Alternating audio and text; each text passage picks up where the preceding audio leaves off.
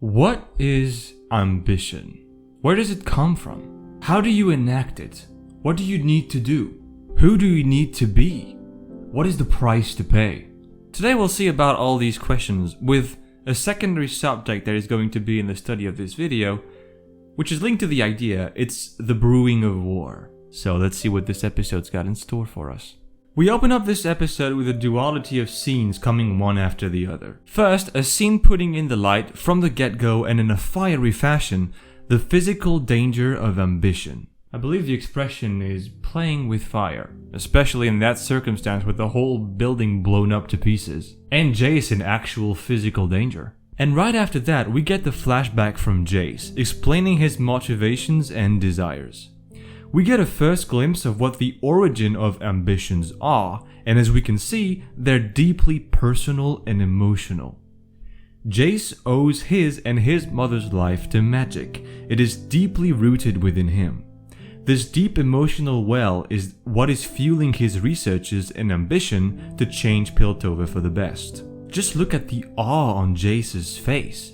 His aspiration comes from a place of admiration for the beauty and benevolence he was blessed with, which means that his objective is born from a positive emotion. However, we're coming right back to Earth with the next scene, with Jace realizing, and you can see it on his face, the depth of destruction that his ambition led him to do. As he's put to jail, he'll face the main counterbalance to his grandeurs, a more experimented and level-headed researcher who has known ambition well, Heimerdinger. Pretty funny that the character that represents restraint and ambition is that small. You can sense in the interaction that Jace is consumed by his aspirations, just by looking at his body language. The guy is in jail and facing trial, but he keeps going on about magic. Remember, the well runs deep. Heimerdinger offers his vision of tempered discovery, gained through experience of seeing the destruction that ambition can lead to.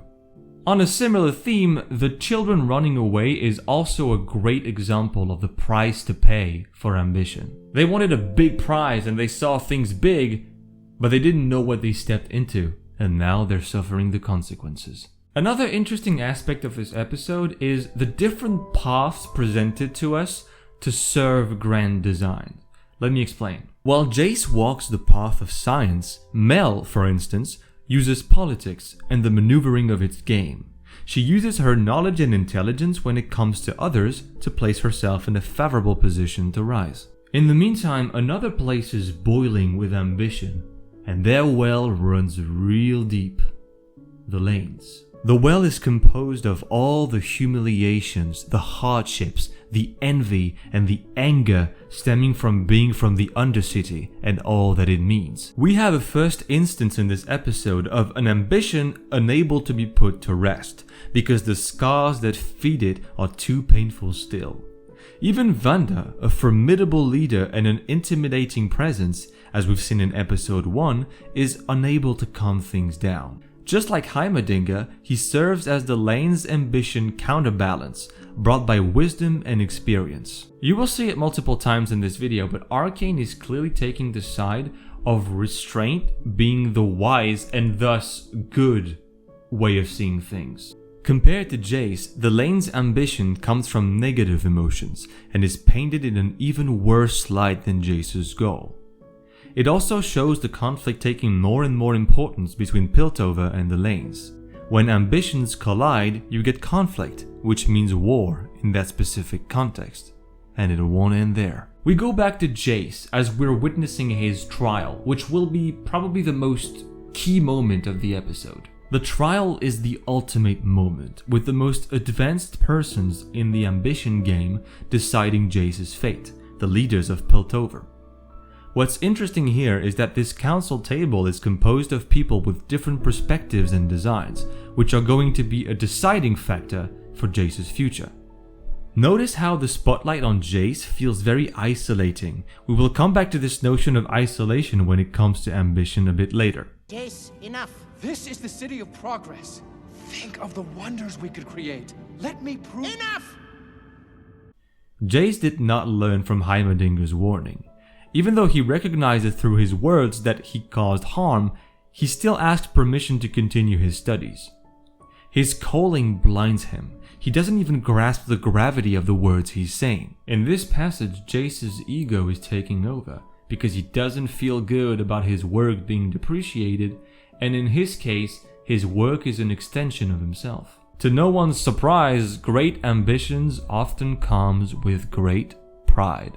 Jace's delusion is shut down by Heimerdinger once again, and the council is ready to tear his dreams to pieces. Notice that when she intervenes, Jace's mother is still in the dark, showing that ever more growing distancing of Jace. To push that idea, in the next scene, we see that the very emotional origin of Jace holding such great aspirations is lost on the young man, for it is his mother's saving that gave him the motivation to research the Arcane.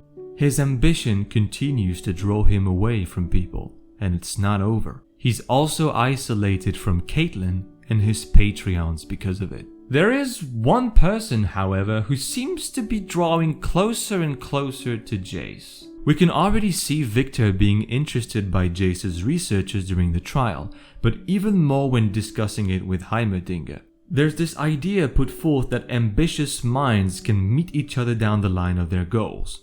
You can feel Victor's calling getting clearer and clearer. Now, on a very different vibe, we're going to go back to another character who is going to present his interesting idea of what ambition is, Silco. Power.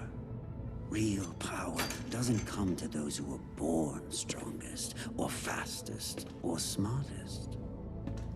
No, it comes to those who will do anything to achieve it. It's fascinating to notice that he manages to get the young boy to drink the substance without forcing him. Of course, there are subtle intimidation gestures there and there, but most importantly, Silco manages to resonate with the boy's ambition to manipulate him.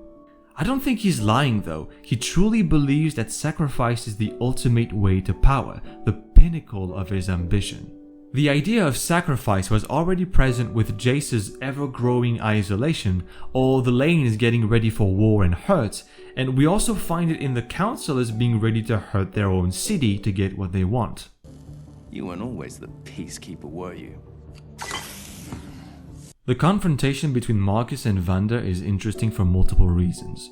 First, Marcus is igniting the flame of war by letting his ambitions rise boundlessly, eradicating the Undercity. Another aspect of destruction presented in relentless goals. We also get this very interesting line from Vander. Yeah, well, you can't escape the past, right? The damages of his past designs and sacrifices still haunt him to this day. He represents the aftermath of it all. It also emphasizes Marcus's relationship to ambition when he belittles Vander for his lack of it. Just like in the first episode, we get once again Vander teaching Vi about something, but it's not going to be leadership this time, it's going to be ambition. And more precisely, the price of ambition. I was angry, just like you. I led us across this bridge, thinking things could change. If I hadn't, your parents would still be alive. I know you want to hurt the Topsiders for what they've done to us. But who are you willing to lose? Milo? Clagger? Powder? Take note that Vander also had an emotional well to fuel his ambitions, just like Jace. And as we leave our characters in a desperate, sorrowful state, but not alone, we join Jace, who is feeling the same and about to receive some company too. We finally have the meeting of two men thinking alike, with great designs and ready to risk it all to get the breakthrough that they yearn for. Despite the lessons that were taught by the veterans in this episode, hopes rise again for Jace, and ambition is presented in a more positive light this time. When you're going to change the world, don't ask for permission.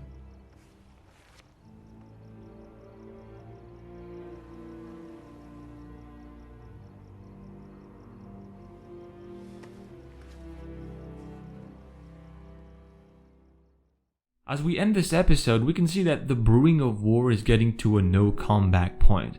And I think it's kind of interesting that they show us a scene of Powder getting a drink at Vander's bar, because It reminds us of the perspective of what they have to lose in this boiling point of all those reckless ambitions.